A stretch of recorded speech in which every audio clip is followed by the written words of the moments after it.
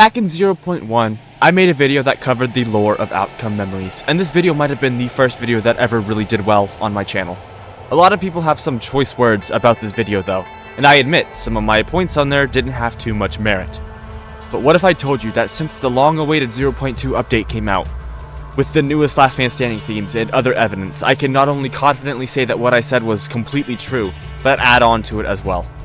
What if I told you that one character is being left completely in the dark on how the realm of outcome memories works, because if he found out, then he would be able to bring salvation to everyone inside the realm, and be able to escape back into the real world. But first, we have to start at the start of my previous theory and breakdown of the lore of outcome memories. 0.1 was a simpler time. Back before Silver and Blaze, and before anyone had to worry about Colossus, or Tripwire, or Fleetway, the complaint was that 2011X was actually too weak. Back in the time that I made the original 3 pillars of my theory about how the realm of outcome memories actually worked. Pillar number 1 is the fact that the Void craves blood sport. If you don't know what the Void is, that's just the realm that outcome memories takes place in. Be it for sport and entertainment, or self-fulfillment, or nutrition, we don't know. But we do know that it craves the fight, obviously, or else the survivors and killers wouldn't have been brought here. Pillar 2 is the most inconsequential of the 3, but I think it's still interesting even if it's just cosmetic. Literally, this has to do with cosmetics. The biggest piece of evidence in my opinion is Colossus. He went from looking like this in Disaster to this in Outcome Memories. And I think this is more than just a difference in art style. I think that the Void has the ability to make things look different, hence cosmetics and Colossus.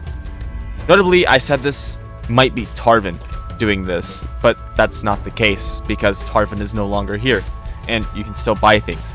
Again, inconsequential to this current theory, but interesting nonetheless. And Pillar 3, the most important for today's video. Pillar 3 is that the survivors remember everything. The fact that survivors can fight back and survives show that they retain the knowledge of how to fight every EXE, even if they die. In fact, the wiki even states this. This is all but confirmed through Knuckles' Last Man Standing song, Fists of Fire. Have a listen.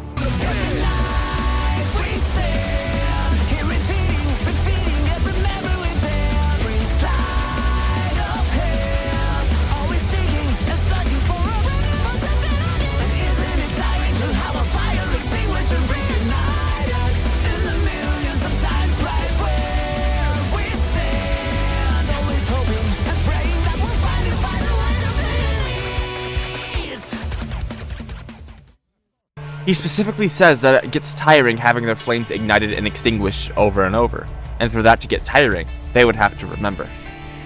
Knuckles isn't the only one either. In fact, all but 2 of the original cast have a different Last Man Standing theme compared to their 0.1 counterpart. Probably the most striking is Amy Rose.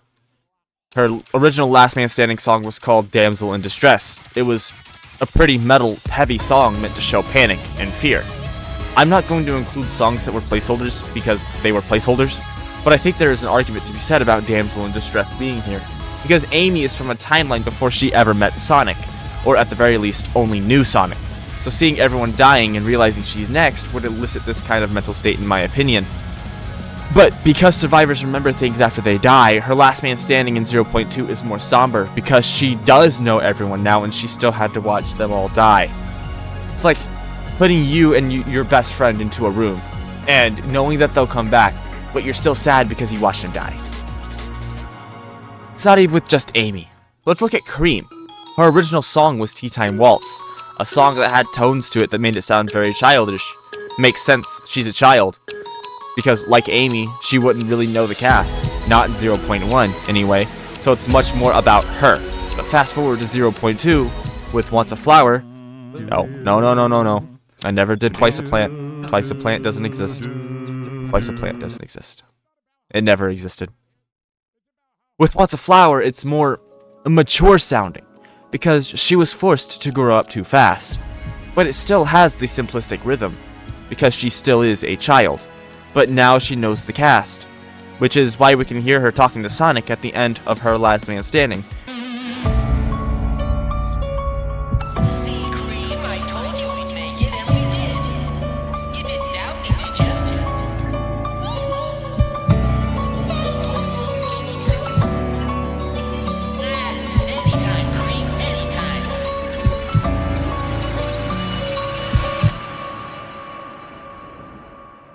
and why it's not just about her anymore.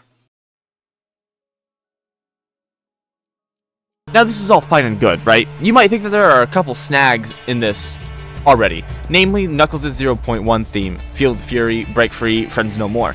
But I have a proposition for every single one of these. In Feel the Fury, he never explicitly says anything about the other survivors except one thing, and that is where he says he wants to honor their names at the end of every chorus.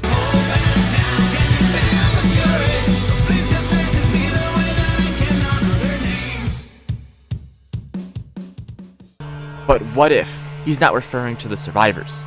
What if he's instead referring to the Echidna tribe? Because he doesn't know anyone else here, he only knows the Echidna tribe, where he's honoring their names and his pride and protection of the Echidna tribe and the Master Emerald. But in 0.2, with Fists of Fire, pretty much the entire chorus is talking about Knuckles' hope of that they'll eventually be able to escape, because he now knows and has bonded with all of the survivors in the void. Even Blaze kind of follows this pattern, because she's still newish to the game and the realm, she doesn't know them yet. So her tone in The Soul Still Burns is very doomsday. This is the end.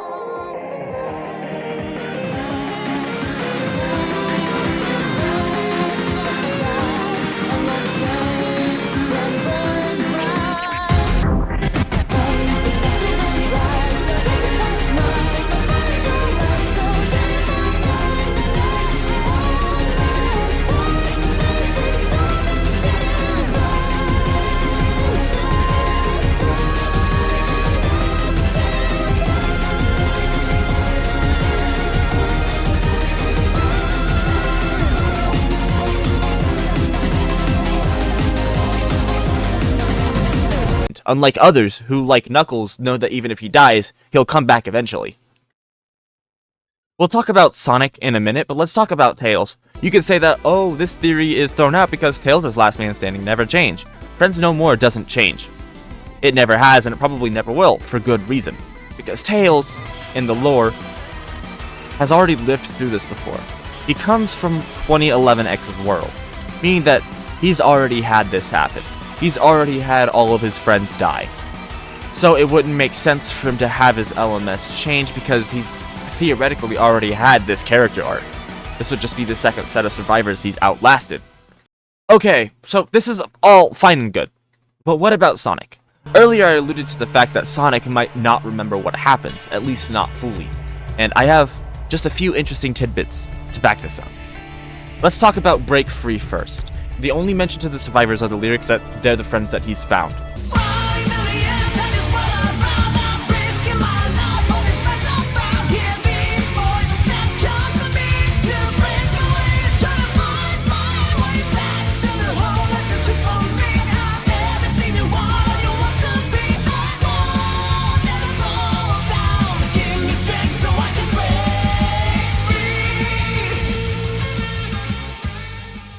But otherwise it's very Sonic-centered, which sure makes sense for his character, but he's also selfless. It wouldn't just be about him if he knew them, I think. I think that the entity or void or realm or whatever is keeping Sonic in the dark intentionally to stop him from learning how the void works. In Don't Blink, which is his new song, he has a very specific set of lyrics, where unlike everyone else, like Knuckles, he specifically states that he doesn't believe you could bring the survivors back. There's no more holding back. All the souls you toyed with, striving with violence. You think this what you wanted from me? There's no mercy left, no more. Nothing can bring them back. Be as fast as you are, you can't outrun me. No! He still believes that if they die, they're dead forever. Which, compared to everyone else, doesn't make much sense, especially since Sonic is generally the optimistic one in any sort of, game that he's in. Even in the 0.2 trailer for Outcome Memories, we got to learn that Sonic really doesn't know what's going on. But some never end. Someone gets trapped here, somewhere out there each time, who ends up finding us eventually. But they don't come alone. Something always follows. Even if you think you've escaped, you will just be brought back. I've seen it happen countless of times. Whoa, hold on a minute. How do you even know all this? He asks Tails specifically how he knows that they keep coming back, meaning that Sonic is having his memories wiped, at least somewhat. Either every time he escapes, or every time he dies, or both. Maybe this is like an Undertale type thing, where maybe not all of his memories are wiped, and he has somewhat of an inclination, but he doesn't know exactly what's going on. Now, why do I say this? Well, I believe that if Sonic did know that they would come back eventually, he would spend less time on the blood sport and more time trying to figure out how to escape, because he is the hero. And this is where it gets more into speculation. So I could be totally wrong from here on out, but bear with me, because I think the whole link to this, as much as I hate him, is Fleetway Supersonic. Now, without getting too in-depth into the lore of the Fleetway comics, we know that Fleetway Supersonic requires chaos energy to survive. Without it, he cannot exist. This is like half the conflict when he was pacified. If he uses his powers, he becomes evil, but if he doesn't, then he dies. Basically. So, with that in mind, we know that chaos energy has to exist inside the realm, obviously, or else Fleetway wouldn't be able to exist in the realm because he would be dead. It's theorized that Fleetway was able to get into outcome memories with his chaos energy because he was so strong, which is why he has the health bar, because he's not supposed to be there. Or it could be the entity nerfing them as well. That's a whole different thing. That I go into that in my previous video. If you want to watch my nerfing and buffing theory, it's in there. But to go not too in-depth into it, it's basically just, since the entity likes the blood sport so much, it nerfs and buffs different survivors and killers depending on the situation. So like Last Man Standing, for example, it would buff the survivors to give them a fighting chance because entertainment. But going off of this, if Fleetway Supersonic has chaos energy, and there's chaos energy inside of the realm, which there has to be because Fleetway exists, the opposite must also be true, where if Fleetway can get into the realm, then with enough chaos energy, you can escape it and find a way to break everyone out. What if Sonic was able to tap into the chaos power to become super and escape? Obviously, the Void, entity, whatever, wouldn't like this, so it keeps them in the dark to stop Sonic from ever finding out there are no true stakes, and stop him from finding a way to break out, because then the Void would lose its blood sport, and then outcome memories would have had its day saved, or whatever. And that's essentially the Sonic amnesia theory, I'm gonna call it. And it's not perfect, but it does help to explain some of the inconsistencies about Sonic's characterization compared to the others through his Last Man Standing songs.